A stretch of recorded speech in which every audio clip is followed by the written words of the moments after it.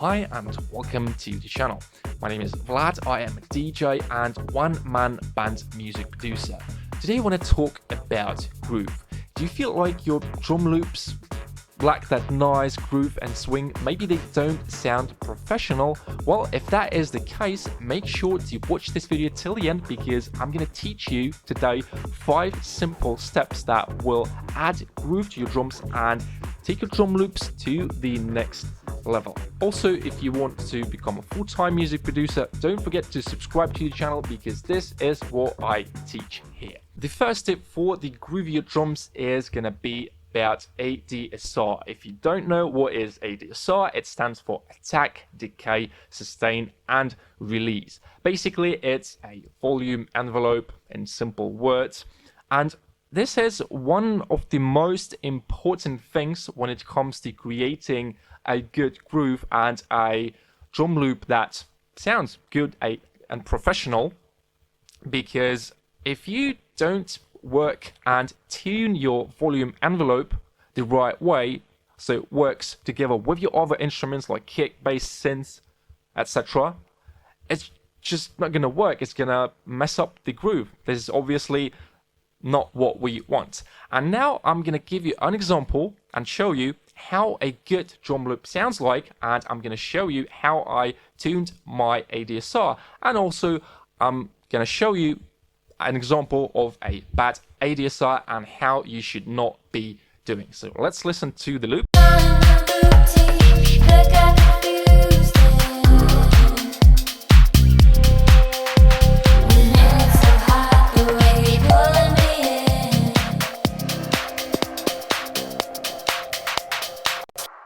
Did you guys like the track? Let me know in the comments below. This is the track I'm working on for the release, and I'm gonna release it somewhere in July. Not really sure about release date, but if you like the track, let me know what you think in the comments below. I'd love to hear some feedback from you. And let's listen without the vocals, so just the drums and the kick and the bass.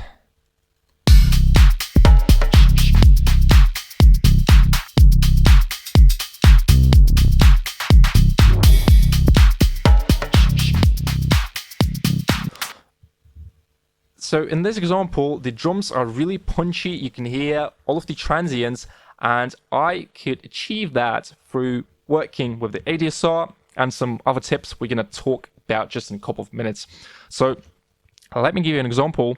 If we take a clap, and I'm just going to take one clap, slowly clap. Let's listen to the clap.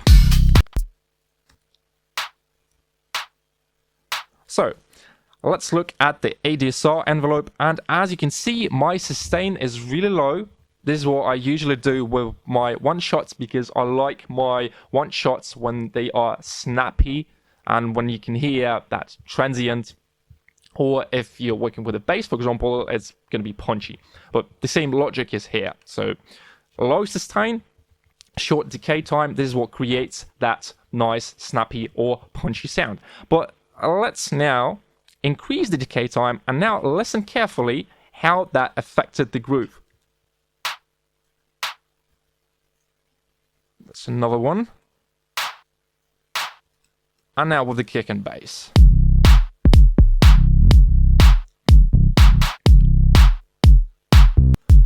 And now let's listen to the first version.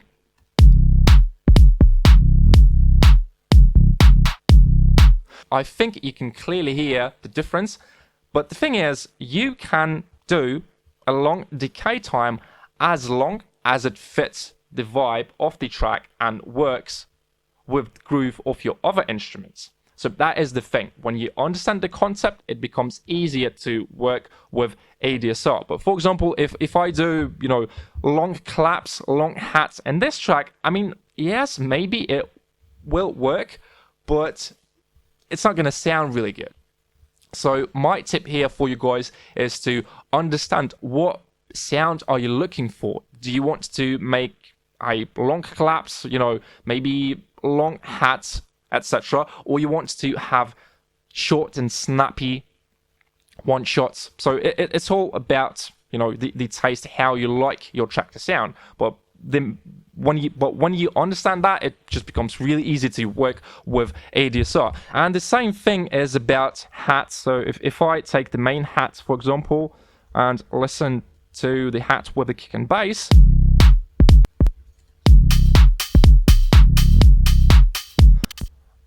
so we can increase the decay time. But it was actually pretty long before. But what if I do really short decay time? Yeah, it might work in some cases. So it's really simple here, guys. Just decide what kind of sound are you looking for, and after that it's really easy to tune the ADSR. You know, it's not a synthesizer, it's not really complex sound design, it's just, you know, 4 knobs: attack, decay, sustain, and release. It's really simple. So I hope you guys get this one, and now let's move to the tip number 2. The tip number 2 is about velocity. If you imagine a drummer playing drums, he's never hitting the drum with the same force, and this is what we are trying to achieve with velocity. So we are trying to create that sound, like live sound, how what real drummer play. Because if we just, you know, do like this and make all of the notes flat, it's gonna sound flat, it's gonna sound robotic and not interesting. So let's compare 2 examples. So this one is flat, maybe a little bit quiet.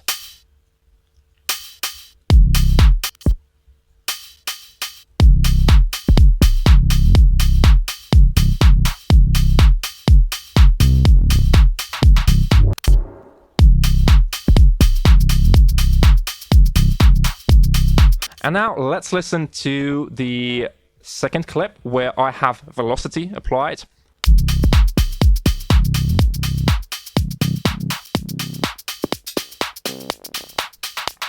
And one more time.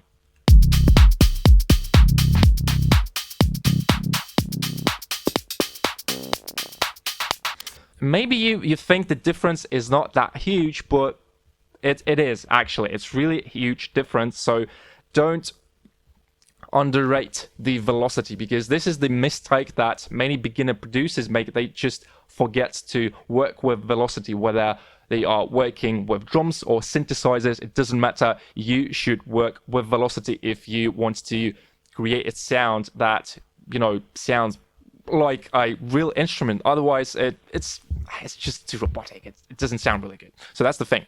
I'm going to give you some tips how to work with the velocity when you're working with drums. So as you guys can see here, I have a pattern. I usually start with a low velocity. This is my first note, and I go up, and basically this is a ladder, and here we are trying to create a dynamic range. So as you can see, the values are just slightly different. So this one is up here, this one is a little bit, you know, lower than this one, but still it's the same logic and how you can, you know, work with velocity. So if you follow that ladder logic, like low, down, up, down, up, down, up, and just create some kind of dynamic range here, so the values are a little bit different. So that's the thing. If you are using Ableton 11, congratulations, you've got a really cool feature that was introduced in Live 11, and it's how it's called. It's called, I think, velocity range. So what it does, if, for example, we have a note and we increase the velocity range, it's gonna mean that the note can play, so in this case 24 to 56, and the more we increase that velocity range, the more space we will have.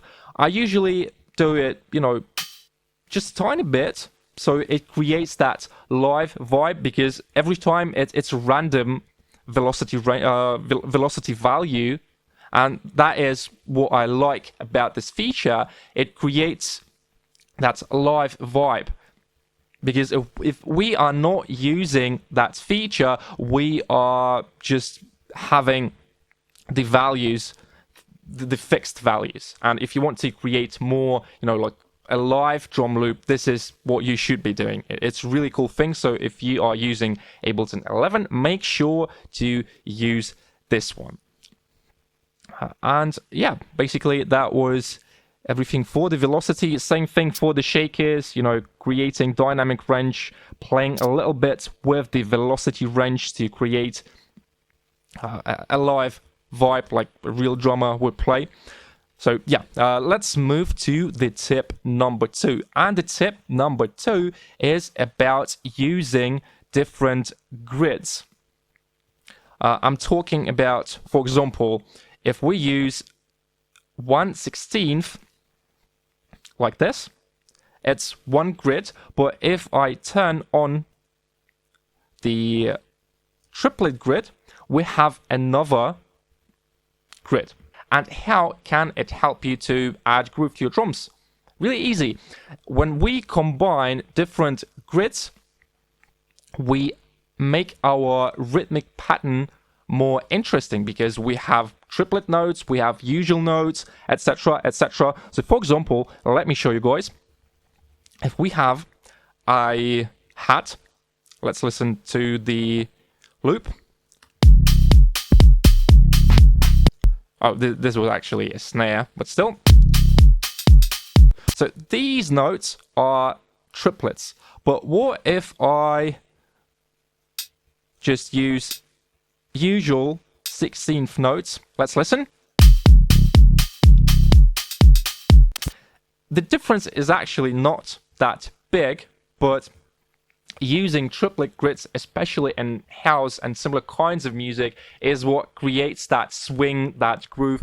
I was looking for that thing because I didn't know how those commercial tracks achieve that groove, and I just searched for some YouTube tutorials, and yeah, I understood that people are using triplets, like 16th, maybe 8, but it's about using different grids. So if you combine different grids, it's gonna make your drum loops more interesting. So that is the thing. The same applies to the clap. I think here I've used 1/16th, just the usual one, but you can play around with your sounds, with your claps, percussion, hats, any drums you have, and just see what works, what doesn't work. And after that, you can decide how your drum loop will sound like. So I hope you guys get this one. And now let's move to the next tip. And the next tip is about using grooves. It's a bit funny because the video is about grooves, but if you are using Ableton, but I would say any DAW, you have a groove library. So basically, what is a groove? I've explained that in the beginning of the video. When a drummer plays drums, he never hits, first of all, with the same force and with the same timing. We are not computers, and that means we can't play perfectly on the grid. And this is what we are trying to achieve. We are trying to make our drums sound more alive. And with the grooves, it's really, really easy. So if you're using Ableton, what you can do, you just select, for example, swing 16th, 66. And you can, I think, apply it straight, to the clip. And now you have grooves here. And you can select these grooves here. So basically, with grooves, you can add different rhythmical patterns. For example, you can do just the swing, but here we have a lot of options like swing logic, usual swing. What else do we have? Swing MPC, like swing perk, conga, accent, a lot of different swings in Ableton. I really like using grooves. And that is the thing you can use for your tracks. Let me show you guys. So if I apply, let's use this one. Oh yeah, that was the same swing. So there are two options how you can use swings. If you just select it here, it's gonna apply the swing to the pattern and it's okay. And you can also apply the groove, like commit, if you press this little arrow. And as you can see, we moved the notes slightly, and the sound is usually a bit different. So it's all about so it's up to you. It's the matter of taste. You can just test which option works for you. But I usually just use here, like groove. I sometimes commit groove, so do like that. So the groove is applied to the actual MIDI notes. And yeah, that was how you can use swings. Let me maybe show you some of the swings Ableton offers. For example, maybe we can find something cool. Yeah, I like this one, perk bongo accent. So let me show you. What we can do here, we can, first of all, we need to apply the groove to the MIDI clip. And now we can play with the quantize, with the timing. I usually set these parameters around 40, 50, sometimes 60%. Random, I usually set like 5 till 20. And the velocity, sometimes I go up, sometimes I go minus, down. It's the matter of taste. Just play around and see what works. And now, guys, let me show you. So if we select this perk bongo,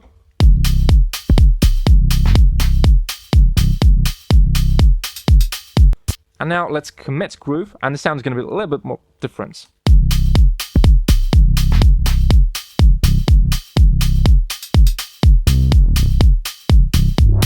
So when you are trying to achieve a groovy sound to your drums, it's all about these small changes. It's all about details. Not only, when you're working with drums, but when you're working on the track, it's all about these small details. That is what differs a track that was made by a professional music producer from a beginner music producer track. And now let's move to the next step. And the next step is about using different beats, or I'm going to show you because I'm not really sure how to call that. So we can have a downbeat. So when the kick hits, it's the downbeat. And when the open hat, usually in electronic dance music, open hat, the offbeat or the upbeat.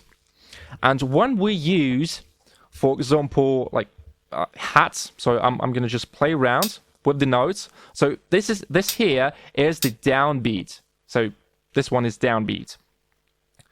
And when you combine different beats, like downbeat, upbeat, offbeat, it creates even more interesting rhythmical pattern. And this is what we are trying to achieve when we are working with drums. Your drums should sound interesting. In my opinion, drums, it's the thing that makes your track unique. So really try to work on your drums, guys, so you have some kind of signature sound. And you can achieve your signature sound by implementing the tips from this video. All right, so downbeat, maybe, I think this is offbeat. And now let's play with the kick and the bass.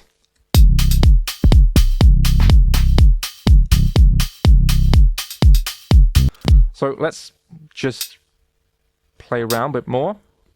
Maybe we can do like this. Oh, that's a bit boring. Maybe something like that. So you see, when you play around with different beats, or how you call that, like the downbeat, offbeat, upbeat, you can create an interesting sound. So this one is really simple, but it's the tip that some people just underrate. I don't know why, but I think you should use all tips when you are trying to make a track. And I think that was... And now, guys, let's move to the last tip, and it's actually more about mixing, but still I thought it it's really important to mention in this video because it's also, about transients, groove, and it's about compression. With a compressor, you can really change the groove. The transients, you can squash the sound, you can make your drums add sustain to your drums with the release, with the attack. And I'm going to show you my compressor settings. So when I was mixing this track, it's not mixed yet actually, I had to choose the attack time for the compressor, and in this case it's a parallel compression. So basically I'm mixing two signals, the processed signal and the dry signal, 50-50, 1-to-1, and this helps you to make your drums more fat because we can squash them. We can use higher ratios since we mix 1-to-1 the dry and the wet signal, because if I would just use a compressor without parallel processing, I would maybe choose a ratio of 4-to-1, something like that. But in this case, I'm squashing my drums to make them sound more fat. And in this example, I've used attack time 44 milliseconds. And if you're using Ableton stock compressor, but it doesn't matter what kind of compressor you are using, they still have the same options, really the same thing, same logic. So let me show you guys. If I play the loop,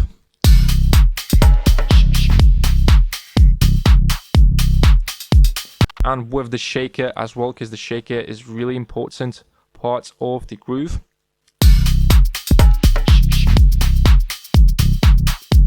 So let me show you what happens when I increase attack time and when I decrease attack time. So for example, if I would go, let's say 15 milliseconds,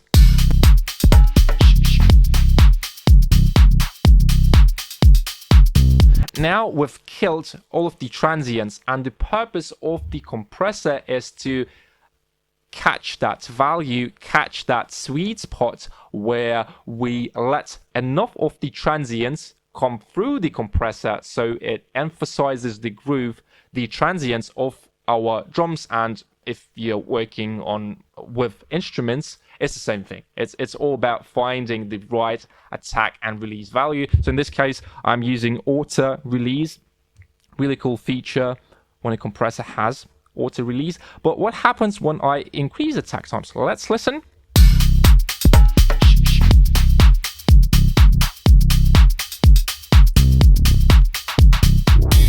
It still sounds good, but I'm going to show you with the vocal. So the issue with the longer attack time for the drums was that the transients of the drums, they clashed with the transients of the vocal. But since the vocal is the leading instrument in the mix, I had to reduce the attack time, and 44 milliseconds was, in my case, the perfect value when the drums are punchy enough. You can hear the transients, and you also control the dynamics. So with the vocal, guys, let's listen. Really long attack time.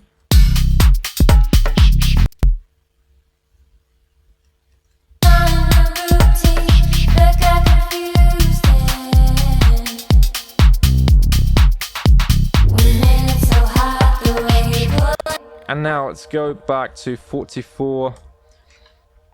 Also, don't forget to check on different systems like your laptop speakers, phone, monitors, headphones, different types of headphones if you have. And by doing that, you can find the perfect value for the compressor, the balance, saturation, basically everything. You should be checking your mix on different systems if you want to achieve a good mix.